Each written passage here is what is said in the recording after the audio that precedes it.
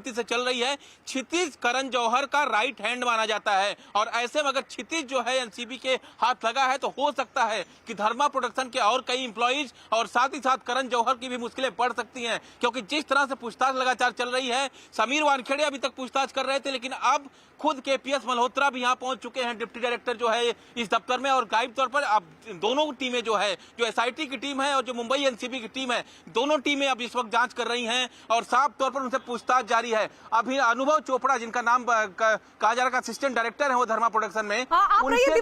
रकुलप्रीत की एक्सक्लूसिव तस्वीर अपने दर्शकों को दिखाते हैं। ये देखिए न्यूज़ 18 पर एक्सक्लूसिव तस्वीर रकुलप्रीत, जिनसे 3 घंटे हुई पूछताछ और उसके बाद रकुलप्रीत एनसीबी दफ्तर से निकली और उसके बाद जानकारी है कि रकुलप्रीत अपने घर पहुंचे। रकुलप्रीत जो महत्वपूर्ण कड़ी मानी जा रही है, क्योंकि रिया चक्रवर्ती ने नाम लिया था।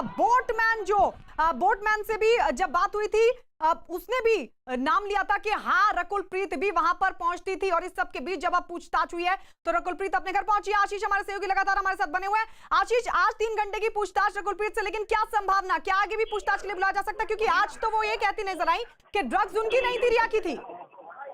रकुल से जो पूछताछ की गई है उसके बारे में फिलहाल तो रकुल कुछ भी कहना नहीं चाहती। और सबसे अहम बात यह है कि रकुल यहाँ पर पहुंचने के बाद मीडिया से सवालों से बचती ही रही।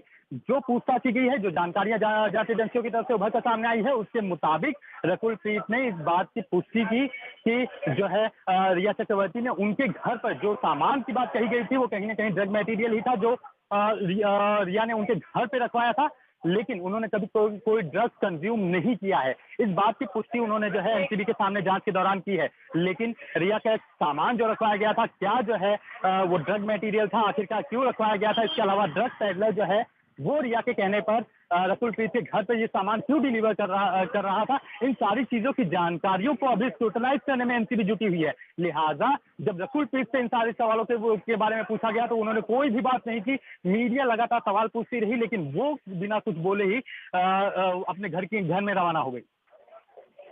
बिल्कुल आशीष, बिल्कुल। तो आज सवालों का जवाब ठीक से नहीं दिया। रकुलप्रीत ने कहा कि ड्रग्स उनकी नहीं थी। ये तस्वीरें हम आपको दिखा रहे हैं, एक्सक्लूसिव तस्वीर आप देख रहे हैं। रकुलप्रीत सिंह, जिनसे 3 घंटे हुई पूछताछ और उसके बाद वो एनसीबी दफ्तर से निकलकर सीधे अपने घर पहुंची। लेकिन क्या आगे भी उनसे पूछताछ होगी? बड़ा सवाल इसलिए बना हुआ है क्योंकि आज जब उनसे पूछा गया था, आज जब उनसे सवाल किए गए थे, तो उन्होंने कहा कि वो खुद कंज्यूम नहीं करती ड्रग्स, बल्कि वो ड्रग्स रिया की थी। आशीष लगातार हमारे साथ बने हुए। आशीष, और क्या जानकारी मिल पा रही है? रकुलप्रीत, अब आज तो 3 घंटे की पूछताछ खत्म हो चुकी है, एनसीबी सूत्र क्या बता रहे हैं? क्या आगे भी कोई संभावना बनती है कि रकुलप्रीत को फिर से बुलाया जाए? और अभी रकुलप्रीत इस वक्त कहां है?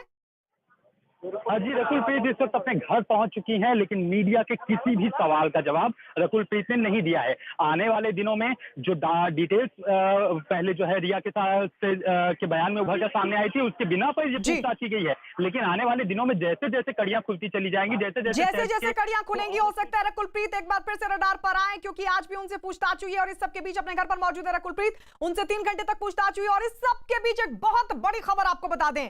बहुत बड़ी खबर यह आ रही है कि ड्रग्स चैट में फंसी दीपिका पादुकोण से होने वाली एनसीबी की पूछताछ। एनसीबी ने दीपिका से पूछताछ के लिए सवालों की पूरी लिस्ट को तैयार कर लिया है। न्यूज़ 18 के पास इन सवालों की एक्सक्लूसिव जानकारी है। खबर यह आ रही है कि नारकोटिक्स कंट्रोल ब्यूरो दीपिका से उनको ड्रग देने वाली करिश्मा और ड्रग्स पार्टियों के बारे में पूरी छानबीन करने वाली है।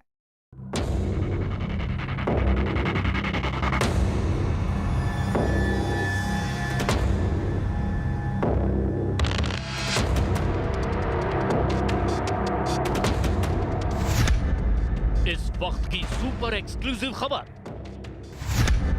न्यूज़ 18 के पास दीपिका से सवालों की लिस्ट, एनसीबी के सवालों की पूरी लिस्ट तैयार।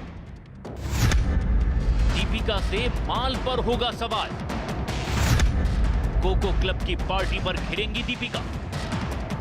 फिल्म इंडस्ट्री की सबसे बड़ी हीरोइन में से एक दीपिका पादुकोण के दिल में छिपे राज एक एक कर बाहर आ जाएंगे। एक बैडमिंटन स्टार से लेकर मॉडल और मॉडल से लेकर हीरोइन तक के सफर की सारी परतें खुल जाएंगी। बस इस बार सवाल करियर की बजाय निजी जिंदगी में ड्रग्स की एंट्री पर है। क्या ड्रग्स दीपिका की जिंदगी का हिस्सा बन गई है, या फिर सिर्फ मौज मस्ती के लिए दीपिका को माल चाहिए होता है? हर वो सवाल दीपिका का पीछा कर रहा है जिसमें ग्लैमर की दुनिया का काला सच छिपा है। नारकोटिक्स कंट्रोल ब्यूरो ने दीपिका पादुकोण की एक पुरानी चैट को देखकर उन्हें पूछताछ के लिए समन भेजा था। एनसीबी जानना चाहता है कि दीपिका शौकिया ड्रग्स का इस्तेमाल करती थी या फिर उन्हें नशा करने की आदत पड़ गई है। न्यूज 18 के पास नारकोटिक्स कंट्रोल ब्यूरो के उन सवालों की एक्सक्लूसिव लिस्ट है जिसके जवाब दीपिका को देने ही होंगे। एनसीबी की रडार पर आई दीपिका को ड्रग्स चैट से जुड़े सवाल के जवाब देने होंगे और साथ ही साथ ड्रग पेडलरों से भी उनसे सवाल जवाब होंगे। एनसीबी दीपिका से पूछेगा कि 2017 की कोको क्लब की पार्टी किसने ऑर्गेनाइज कराई थी। कोको क्लब की पार्टी में कौन कौन शामिल हुआ था। अपनी 2017 की चैट के बारे में बताएं। अमित और शैल को आप कैसे जानती हैं? चैट में हैश मांगने के बारे में क्या कहना है? चैट में किस तरह के माल की बात कर रही हैं? आप ये ड्रग्स किस नियत से मांग रही थी?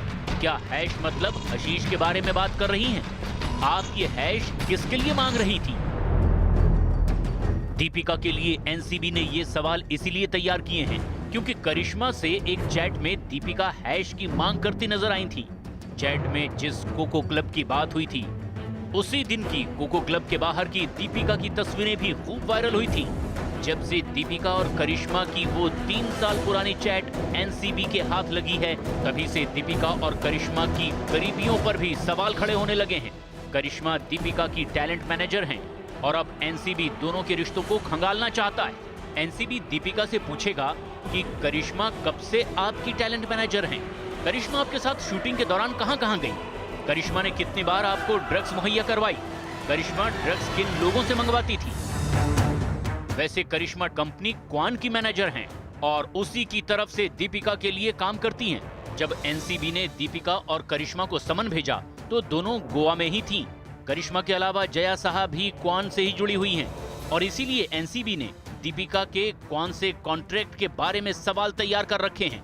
दीपिका से पूछा जाएगा कि क्वान से आपका अनुबंध कब से है? क्या क्वान से अनुबंध अब तक जारी है?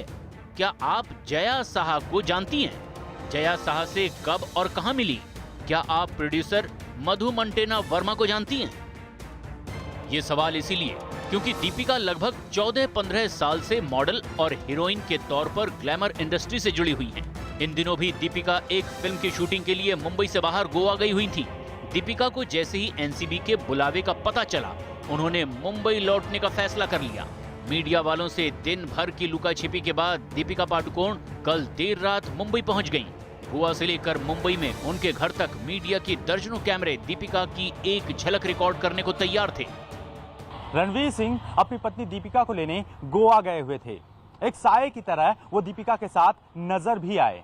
अब बड़ी खबर आ रही है कि उन्होंने एनसीबी से अपील की है कि पूछताछ के दौरान दीपिका के साथ उन्हें रहने की इजाजत दी जाए। रणबीर का कहना है कि दीपिका पहले भी डिप्रेशन का शिकार हो चुकी हैं और हो सकता है कि पूछताछ के दौरान भी वो बहुत ज्यादा परेशान हो जाएं। शायद इसीलिए एनसीबी के सवालों की लिस्ट में दीपिका की आदतों के बारे में पूछताछ की जाएगी। एनसीबी दीपिका से पूछेगा कि क्या आप ड्रग्स अपने पास रखने की डिमांड कर रही थी? क्या आपने किसी दूसरे के लिए ड्रग्स मंगाई थी? क्या आप ड्रग्स लेती थी? अगर ड्रग्स लेती हैं तो हमेशा या किसी खास मौके पर? आपने पहली बार कब ड्रग्स ली थी? क्या आप किसी तरह की दवाएं लेती हैं? दवा लेती हैं तो किस डॉक्टर की सलाह पर? दीपिका कब क्या जवाब देंगी और वो एनसीबी के गले उतरेगी या नहीं, इसके लिए तो अभी बहुत इंतजार करना होगा। लेकिन इतना तय है कि दीपिका को एकजुट